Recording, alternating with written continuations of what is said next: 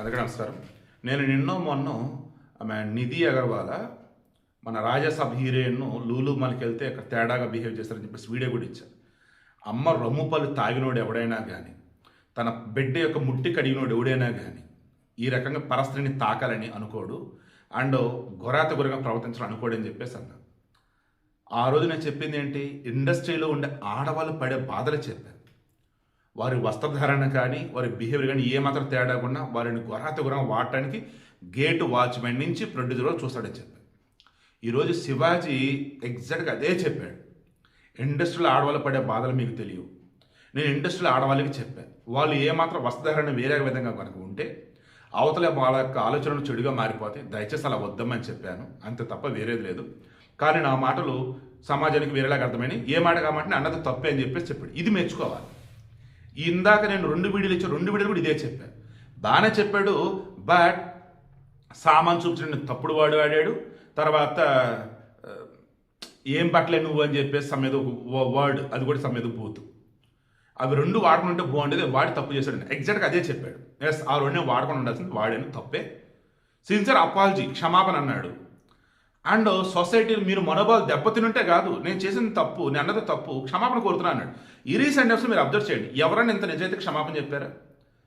మొన్నండి ఎవరు వాళ్ళు, నాకు పేరు గుర్తురావట్లేదు అబ్బా, ఘోరంగా అన్నదిగాక నేను అన్నదాని పట్ల ఎవరన్నగాన బాధపడి ఉంటే వాళ్ళకి క్షమాపణ అంట. ఇలా అన్నది తప్పు.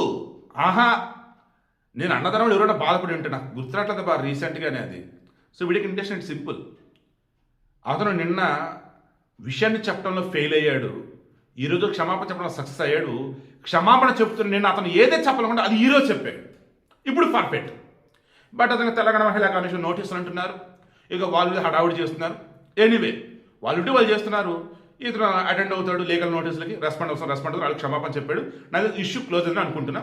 బట్ ఓవరాల్గా మరలా చెప్తుంది, గుర్తుంచుకోండి, మీరు ఏదైతే చెప్పాలనుకున్నారో దానిని పద్ధతిగా, వినమ్రంగా, హుందాగా చెప్పండి.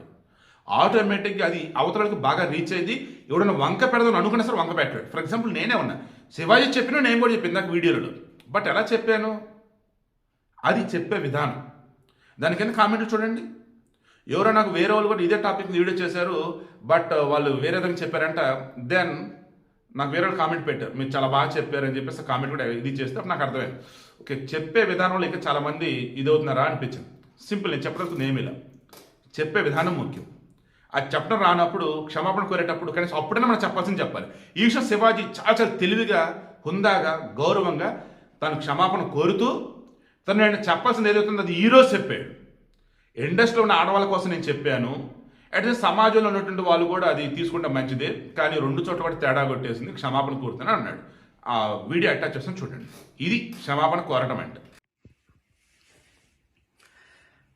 హలో అండి, నిన్న సాయంత్రం దండోరా ప్రీ రిలీజ్ ఈవెంట్లో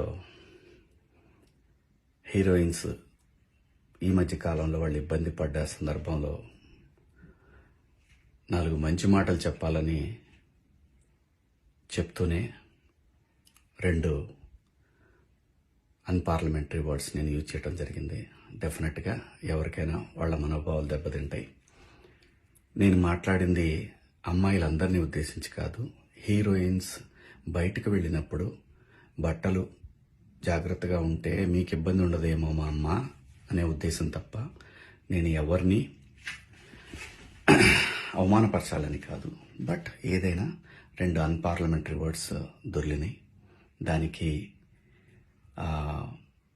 మై సిన్సియర్ అపాలజీస్. అండ్ ఇంకోటి, నేను ఎప్పుడు స్త్రీ అంటే ఒక మహాశక్తి, ఒక అమ్మవారిలాగానే అనుకుంటా. ఎందుకంటే ఇవాళ సమాజంలో స్త్రీని ఎంత తక్కువగా చూస్తున్నారో మనందరం చూస్తున్నాం. అటువంటి అవకాశం మనం ఇవ్వద్దు అని చెప్పే ఇంటెన్షన్లో ఒక ఊరు భాష మాట్లాడాను. అది చాలా తప్పు. I know, my sincere apologies. నా ఇంటెన్షన్ మంచిదే, కానీ ఆ 2 పదాలు దొరకకుండా ఉంటే ఈరోజు ఈ పరిస్థితి లేదు. బట్ ఒకటి మాత్రం చెప్తున్నాను, మంచి చెప్పాలనే ఉద్దేశం తప్ప అవమానపరచాలి, కించపరచాలనే ఉద్దేశం నాకు ఎట్టి పరిస్థితిలోనూ లేదు.